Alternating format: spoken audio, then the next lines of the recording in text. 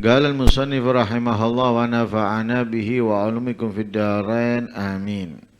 Hikayat fit tabarruk bi athari salihin. Lamma hadarat Aba Bakr Siddiq radhiyallahu anhu al-wafatu. Qalat lahu Aisyah radhiyallahu anha bima nukaffinuka ya abatah. Faqala laha fi thawbi hadha alladhi kuntu usalli bihi khalfa Rasulillah sallallahu alaihi wasallam. Faqalat lahu Aisyah radhiyallahu anha ya abatah innahu qad bali ala nashtari laka kafanan jadida. Faqala laha ya Aisyah innal hayya aula bil jadidi minal mayyit. Ada beberapa cerita dari para orang-orang yang mulia ketika mereka mengambil keberkahan dari orang-orang mulia lainnya. Jadi orang yang mulia mereka tidak berhenti dari mencari kemuliaan. Baik dari dirinya sendiri dengan meningkatkan ketaatan ibadah atau dari orang-orang soleh lainnya. Walaupun mereka memiliki kedudukan, kemuliaan, keistimewaan, mereka tetap mencari keberkahan dari yang lain.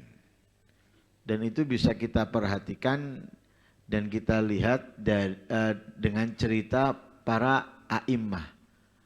Seperti Imam Syafi'i dan Imam Ahmad bin Hanbal. Kita ketahui bahwa Imam Ahmad bin Hanbal adalah muridnya Imam Syafi'i. Sekalipun seperti itu, Imam Syafi'i tidak sungkan dan tidak ada rasa ego untuk mengambil keberkahan dari Imam Ahmad bin Hanbal. Beda kita. Kita tua mau ngambil dari yang muda keberkahan, gengsi. Merasa lebih hebat, lebih mulia.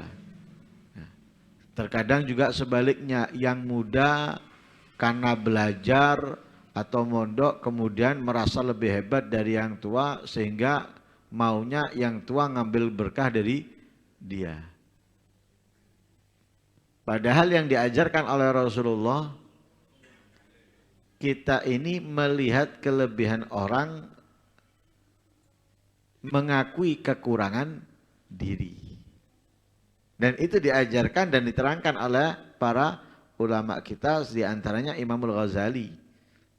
Kalau melihat anak yang lebih muda, kita walaupun lebih banyak kebaikan ketaatannya, melakukan ibadah sebelumnya, tapi kita menganggap dia lebih bersih, lebih sedikit keburukannya daripada kita. Kalau yang muda ngelihat yang tua, menganggap dia lebih baik karena ketaatannya, kebaikannya, sedekahnya, sholatnya, Al-Qur'annya, puasanya lebih banyak daripada saya. Dan begitu seterusnya. Berarti apa? Yang muda memuliakan yang tua juga memuliakan yang muda, melihat kelebihan masing-masing dari lawannya. Nah, disitulah yang dilihat oleh para ulama, para aulia. Walaupun murid dan guru, tapi mereka tidak memerhatikan hal tersebut. Sehingga mereka tetap mengambil keberkahan dari siapapun yang dianggapnya lebih baik darinya. Walaupun yang lawannya menganggap ini lebih baik dari dia. Imam Ahmad, Imam Syafi'i kemudian nggak sombong. Guruku nang aku. Enggak seperti itu. Guruku aja masih tanya kepadaku. Enggak seperti itu. Kalau sekarang akan terjadi seperti itu. Merasa dirinya hebat, merasa dirinya mulia, sehingga melihat ini gurunya datang kepada dia, apalagi tanya sudah besar kepala ini. menganggap dirinya lebih pintar dari gurunya dan lain sebagainya. Lah karena itu tambahnya hari, tambahnya bulan, tambahnya tahun, keberkahan ilmu hilang. Seperti itu yang diantaranya diartikan oleh para ulama tentang apa? Yakbidullah al-ilma intizaan. Ya, dicabut oleh Allah ilmu.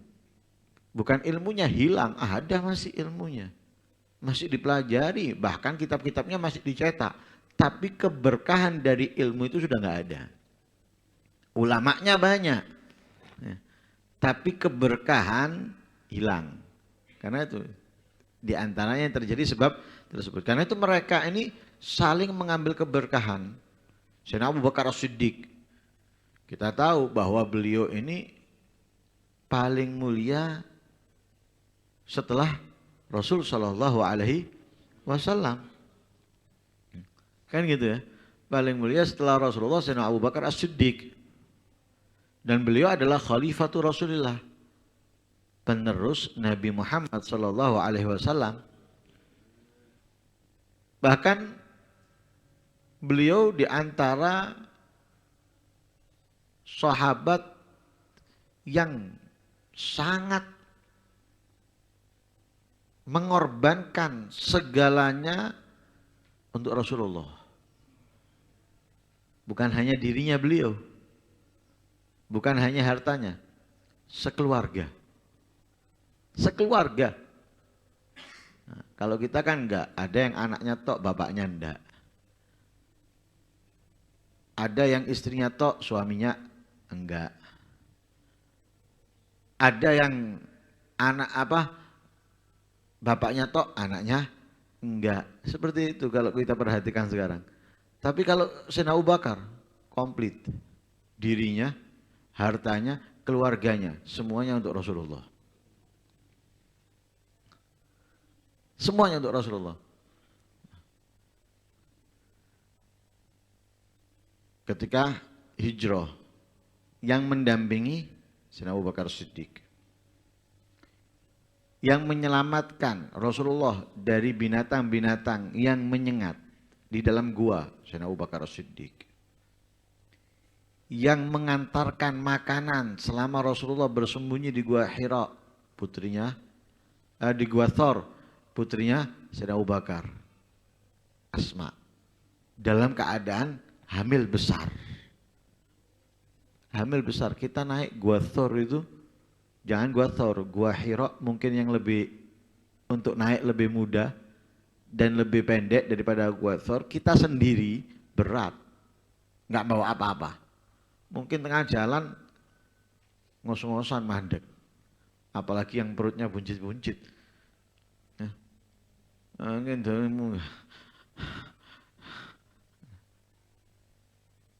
Ini gendong bayi ini, dalam perutnya janin gede, naik bawa makanan lagi untuk ayahnya dan Rasul Shallallahu Alaihi Wasallam, dan banyak lagi. Luar biasa nih Sayyidina Abu Bakar kepada Rasulullah. Dekatnya, Rasulullah pun menghargainya, dan yang lain sebagainya, bahkan dipuji oleh Allah dalam ayat Al-Quran. Idh yaqulu li sahibihi la takhaf wa la tahzan innallaha ma'ana. Itu dijelaskan untuk Sayyidina Abu Bakar yang menemani, yang mendampingi Rasul Shallallahu Alaihi Wasallam. Tidak besar kepala, tidak meminta atau memerintahkan yang lainnya untuk patuh taat ngikutinya, enggak. Bahkan justru beliau terkadang mengambil keberkahan dari yang lainnya. Di antara keberkahan yang diambil beliau, pakaian yang dipakai sholat di belakangnya Rasulullah. Bukan pakaian yang nempel pada Rasulullah, tapi pakaian yang dipakai saat menjadi makmumnya Nabi. Dianggapnya itu memiliki keberkahan yang Beda kalau pandangan kita. Kita memandangkan biasa. Contoh gini, kita kalau ngelihat gunung, mungkin kita ngelihatnya biasa. Gunung ya gitu aja. Oh, Nabi pernah ke situ, paling kita naik hanya kepingin tahu. Nggak lebih. Oh, ceritanya Nabi dulu ke Gua Hira itu gini, kita naik ke Gua Hira hanya kepingin tahu. Nggak lebih. Atau Gua Thor juga seperti itu, dan yang lain sebagainya. Itu pandangan kita. Karena apa? Kita punya akal tidak panjang dalam berpikir. Nah, sehingga kita memandangnya singkat, wis gitu toh. Tapi mereka para aulia beda. Walaupun gunung, mereka muliakan. Kenapa dimuliakan? Karena gunung ini melihat, mengetahui orang-orang mulia. Di antaranya apa? Nabi Muhammad sendiri. Ketika gunung Uhud bergerak. Apa yang dikatakan Nabi? Inna hadha jabalun nuhibbuhu wa yuhibbuna. Atau yuhibbuna. Jadi gerakan tadi ini adalah mengutarakan cintanya kepada Rasulullah. Gunung Uhud bergerak di saat Rasulullah berada di atasnya, mengutarakan cintanya, senangnya, gembiranya kepada Rasulullah.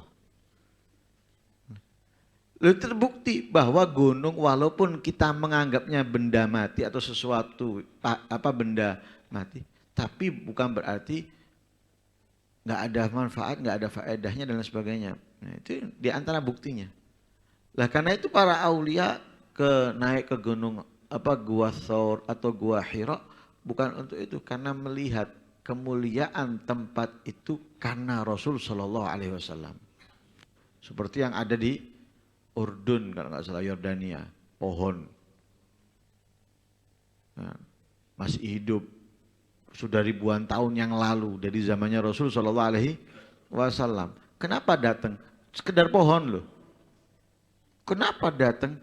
Bukan untuk melihat pohonnya, melihat mukjizat, kemuliaan yang diberikan Allah tempat itu karena Nabi Muhammad Shallallahu Alaihi Wasallam. Sehingga mereka datang ingin mengambil keberkahan, ingin mengambil sesuatu dari tempat itu yang mungkin tidak terlihat dan tidak diketahui. Itu yang dilakukan oleh mereka. Nah begitu juga Sayyidina Abu Bakar, bajunya tadi itu dipakai olehnya. Walaupun dipakai olehnya, tapi baju ini dipakai karena apa? Menjadi makmumnya Rasulullah. Dan itu bukan hal yang kecil. Mungkin juga baju itu pernah menempel dengan Rasulullah. Baik itu nyerempet atau pernah nempel di tempatnya Rasulullah duduk dan lain-lain sebagainya. Sehingga Sayyidina Abu Bakar ketika mau meninggal ditanya sama putrinya, bima nukaffinuka ya abata. Nah, kalau orang tua sekarang gini, no, apa kau kepingin aku mati? Oh, itu. Nah, ini enggak.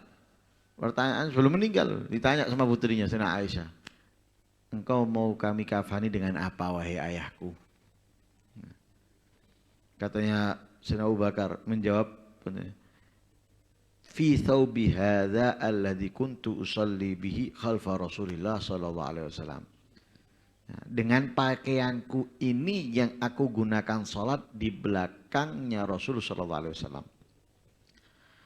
Katanya Sayyidina Aisyah, ya abata innahu qad baliya. Wahai ayahku, pakaian itu sudah rusak. Sayyidina Abu Bakar meninggal kapan? Rasulullah kapan? Kan ada jarak. Nah, pakaian selama itu misalnya setahun atau 2 tahun kan pasti dipakai ada kerusakan. Beda dengan pakaian kita. Kalau pakaian kita kan Masya Allah 3 tahun, 4 tahun. Kenapa? Banyak yang dipakai. Ini. Jadi awet pakaiannya.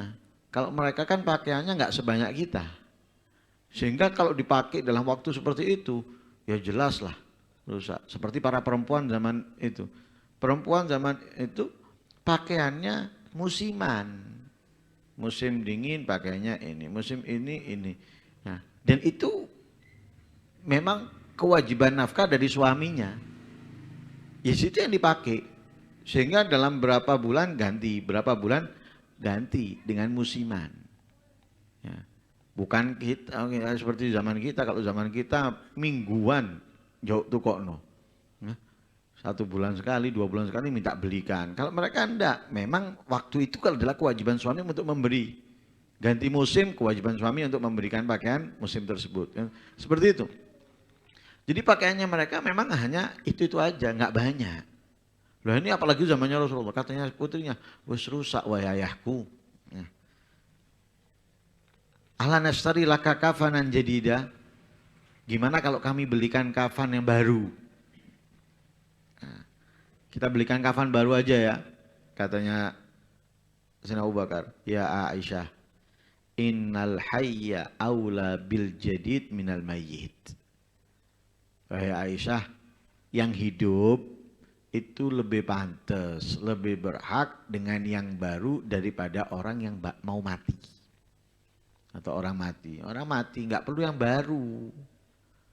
Yang lama pun nggak masalah. Nah, beda dengan yang hidup. Kayak orang sing suwe-suwe lawas-lawas. Nggak gelem. Nah, yang 10 tahun yang lalu. Kayak no. Nyek. Apalagi warnanya bula, kira gelem. Nah, kalau kasih barang baru, terima kasih ya, nah, seneng. Nah. Kalau mati, ya kayak apa? Nah, si yang penting nutup aurat itu adalah kewajibannya. Makanya Sayyidina Abu Bakar ngomong, enggak.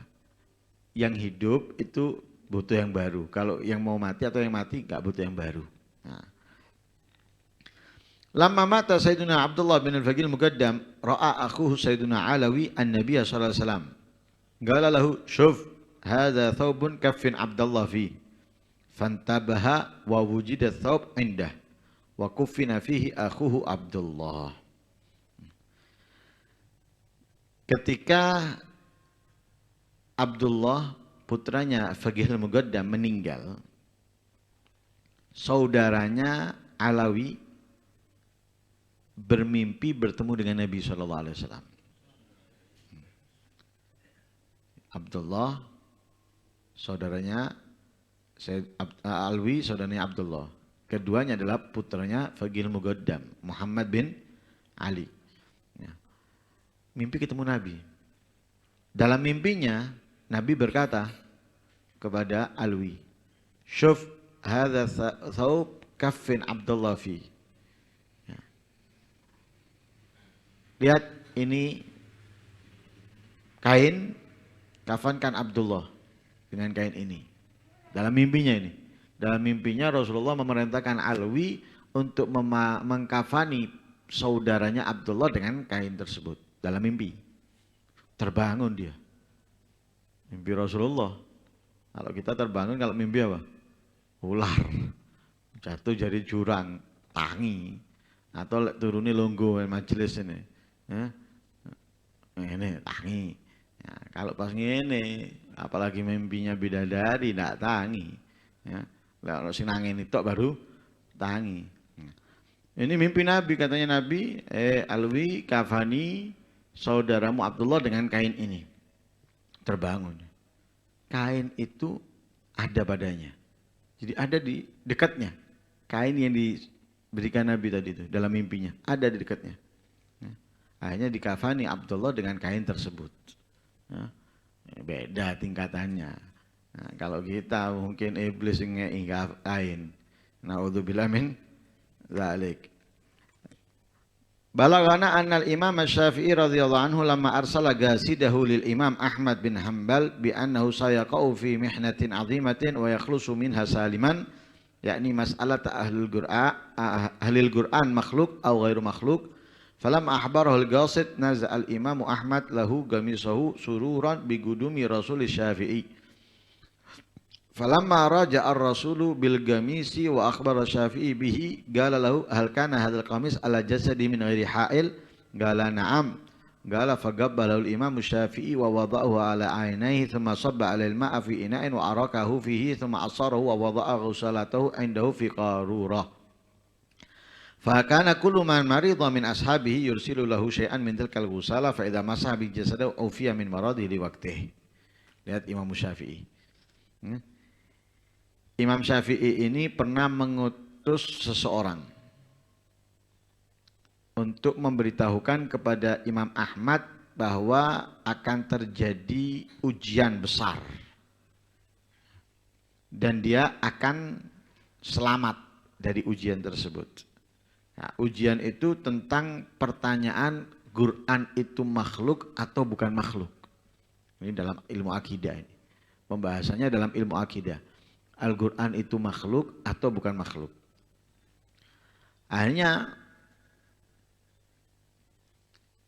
sampai utusan Imam Syafi'i mengkabarkan kepada Imam Ahmad.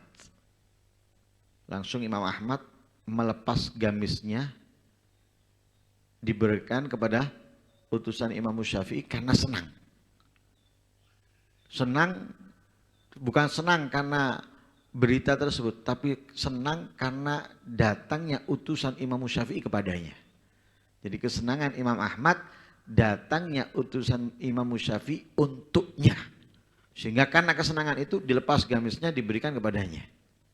Nah, diberikan kepada, akhirnya kembali utusan tersebut membawa gamis kepada Imam Syafi'i, kembali menceritakan, mengkabarkan kepada Imam Syafi'i. Lalu Imam Syafi'i bertanya kepada dia, hal hadza kana al-gamis ala jasadi min ghairi ahail, apakah gamis ini atau pakaian ini nempel langsung kepada Imam Ahmad, artinya bukan pakaian luar, pakaian dalam yang nempel. Apakah yang nempel di jasadnya Imam Ahmad langsung? Nah, katanya utusan itu iya, dicium sama Imam Syafi'i. Muridnya lo ini, pakaiannya muridnya lo ini, pakaiannya Imam Ahmad bin Hanbal, dicium oleh Imam Syafi'i. Kemudian bukan hanya dicium, diletakkan di kedua matanya sama Imam Syafi'i. Lalu disiram air sama Imam Syafi'i, pakaian tersebut, taruh wadah itu, disiram air, setelah diisi air diperes. Lah peresannya ini ditaruh di botol sama Imam Syafi'i. Peresan pakaian Imam Ahmad itu ditaruh di botol. Nah, kalau ada yang sakit dari temannya Imam Syafi'i atau tetangganya Imam Syafi'i, dikasih sedikit daripada air peresan bajunya Imam Ahmad. Kalau diusapkan ke jasadnya Imam Ahmad, ke jasadnya yang sakit, sembuh saat itu juga dari sakitnya. Nah, tapi lihat, Imam Syafi'i mengambil berkah dari muridnya. Pakaian yang nempel langsung di jasad muridnya, dicium, ditaruh di matanya, kemudian dituangi air, diperes airnya, dikasihkan orang-orang yang sakit untuk mengusap, saat itu juga sembuh. Nah, inilah mereka. Ya, lihat ketawaduan mereka, lihat akhlaknya mereka, adabnya mereka, husnudzannya mereka, satu dengan yang lainnya. Ya, mudah-mudahan kita bisa mengambil keberkahan dari keberkahan mereka. Ya, Allahumma anfa'na, Rabbi fanfa'na bibarakatihim wahdinal husna bihurmatihim wa amitna fi tariqatihim wa mu'afati minal fitani wallahu a'lam. يا رب حنن علينا روح خير العباد، يا رب هبنا الأماني والهنا والمراد، يا رب ندفعني الأقطار كل الفساد، يا ربي وكما لأهل الكفر وأهل العناد، يا حي يا حي يا قيوم جود بالسداد، وعافنا واعف عنا في الدنا والمعد، أصلح بفضلك إلهي كل ما غصننا، واجمع لنا شمل بالمختار نور الفؤاد. أحمد محمد حبيبك حصننا والعماد، عليه صل وسلم كل ما غصنناد، وآله وصحبه وتابعهم بنهج السداد، وكل عارف مقرب وصلتهم سعاد. أتباع طه ونعم التابعين الجياد، عليهم صلواتك يا علي يا جواد، واجمع بهم شملنا هنا ويوم التناد،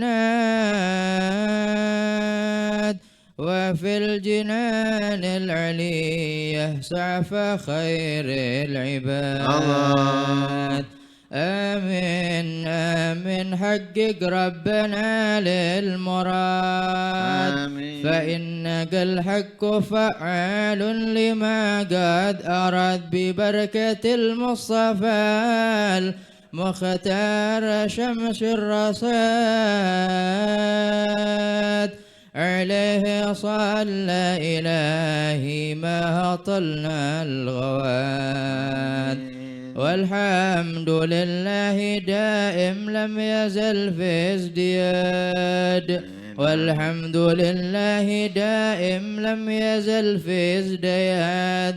يا رب حنن علينا روح خير العباد، يا رب هبنا الأمان والهنا والمراد، والحمد لله رب العالمين. اللهم صل أفضل صلاة على أسر مخلوقاتك سيدنا محمد وعلى آله وصحبه وسلم عدد معلوماتك ومداد كلماتك، كلما ذكرك وذكره ذاكرون وغفل عن ذكرك وذكره الغافلون. اللهم صل أفضل صلاة على أسر مخلوقاتك سيدنا محمد وعلى آله وصحبه وسلم عدد معلوماتك ومداد كلماتك، كلما ذكرك وذكره ذاكرون وغفل عن ذكرك وذكره الغافلون. اللهم صل أفضل صلاة على أسر مخلوقاتك سيدنا محمد وعلى آله وصحبه وسلم عدد معلوماتك ومداد كلماتك، كلما ذكرك وذكره الذاكرون وغفل عن ذكرك وذكره الغافلون. ربنا انفعنا بما علمتنا، رب علمنا الذي ينفعنا، رب فقهنا وفقه أهلنا، وقرابات لنا في ديننا مع أهل الكتر أنثى وذكر، رب وفقنا ووفقهم لما أدرت ذي قالا وفعلا كرما، وارزق الكل حلالا دائما، وأخل الأذكياء علماء، نحظى بالخير ونكفى كل شر. ربنا واصلح لنا كل شؤون، وأقر بالرضا منك العيون، واقضي عنا ربنا كل الديون قبل أن تأتينا رسل المنون، واغفر واستر أنت أكرم من ستر. وصلاة الله ذاش المصطفى من إلى الحق دعانا، بكتاب فيه للناس الشفاء، وعلى الآل الكرام الشرفاء، وعلى أصحاب المصابيح الغرر. اللهم اهدنا بهداك واجعلنا ممن يسار في رضاك، ولا تولنا وليا سواك، ولا تجعلنا ممن خالف أمرك وعصاك. وحسبنا الله ونعم الوكيل، ولا حول ولا قوة إلا بالله العلي العظيم. اللهم صل وسلم على سيدنا محمد مفتاح باب رحمة الله، عدد ما في علم الله، صلاة وسلاما دائمين بدوام ملك الله وعلى آله وصحبه. اللهم اجعل في طاعتك فرحي وسروري، وفي مرضاتك جميع أموري. اللهم يا عالم بحالاتي ومطلع على سرائري ونياتي، اقضي جميع حاجاتي، واغفر ذنوبي وسيئاتي، وتجاوز عن خطيئاتي وزلاتي، وتقبل جميع حسناتي، وسامحني فيما مضى وما يأتي فاكتبني في ديوان ساداتي واسلك بي سبيل نجاتي في في حياتي ومماتي. اللهم إني طامع في عطاك راغب في رضاك مستسلم لقضاك فاكتبني من أوليائك واسلك بي سبيل هداك والحقني بأسفل.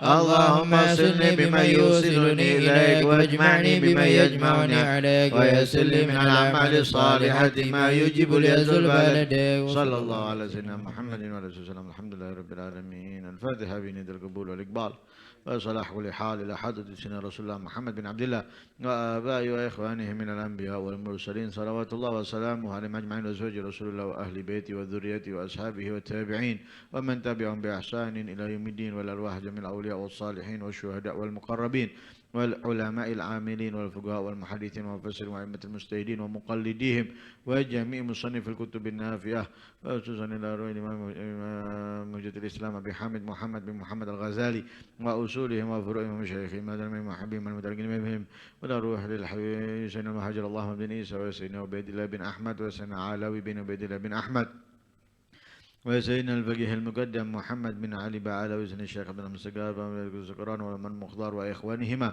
والحبيب عبد الله إدريس وابن أبي بكر الذين والإمام فخر وجود الشيخ أبي بكر بن سليم وأخي أقل بن سالم والحبيب أحمد بن محمد الحبسي الشيخ سيد عبد الرحمن بن محمد الجوفي من عرش والأبي يوسف بن عابد الحسني والشيخ سلطان بن عمر بن عبد الرحمن عطاء الشيخ علي بن عبد الله بارك والجشاد وغوث العباد والبلاد الحبيب عبد الله بن علوي بن محمد الحداد وأصولهم وفروعهم ومشايخهم المدن المحبين والمتلقين بهم والأرواح الحبيب جعفر بن شيخنا السقاف الحبيب القدر بن حسين السقاف الحبيب القدر بن أحمد السقاف الحبيب القدر بن أحمد السقاف والحبيب عبد القدر بن قدم السقاف الحبيب سمي محمد السقاف الحبيب عبد الله بن أبي بكر السقاف الحسين بن أحمد بن هارون وأصول مغفور من مشايخهم من محمد بن متكلمين والأرواح والدينا ووالديكم وأمواتنا وأمواتكم وأموات المسلمين والأرواح جميع مشايخنا ومعلمينا وذوي الحق لنا وأموات أهل هذا البلد من أهل لا إله إلا الله وأحيوا من أجلهم بحقهم على الله وأسلم عن الله أن الله يستر عيوبنا ويكشف كروبنا ويفرج همومنا وغمومنا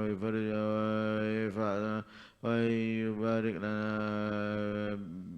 بالنبي محمد صلى الله عليه وسلم وبأولياء الصالحين وبسلفنا وبالأولياء والصالحين ويرزقنا محبتهم والتخلق بأخلاقهم ويحشرنا في زمرتهم على هذه النية وعلى كنة صالحة وعلى من وصل صلاة ونولى حمار وعلى من وما شيخنا إلينا وما قصر قصنا وما طلبنا وإلى حضرة النبي محمد صلى الله عليه وسلم. الفاتحة. الرحمن بسم الله الرحمن الرحيم. الحمد لله رب العالمين. اللهم صل وسلم على سيدنا محمد وعلى ال سيدنا محمد. اللهم اصلح النية والذرية واجعل الحاجات كلها مقضية دينية ودنيوية وأخروية بجاه خير البرية. اللهم لا تكشف لنا حال وبارك لنا في الأهل والمال والعيال وارزقنا من رزقك الحلال واكفنا من شر ما تأتي به الأيام والليال. اللهم نزه قلوبنا عن التعلق بمن دونك واجعلنا من قوم تحبهم ويحبونك. اللهم لا تؤاخذنا بالجريرة واصلح لنا العلانية والسريرة واجعلنا ممن دعا إليك على بصيرة. اللهم أحسن عاقبتنا في الأمور كلها وأجرنا من خزي الدنيا وعذاب الآخرة. صلى الله عليه وسلم محمد النبي والسلام. الحمد لله رب العالمين.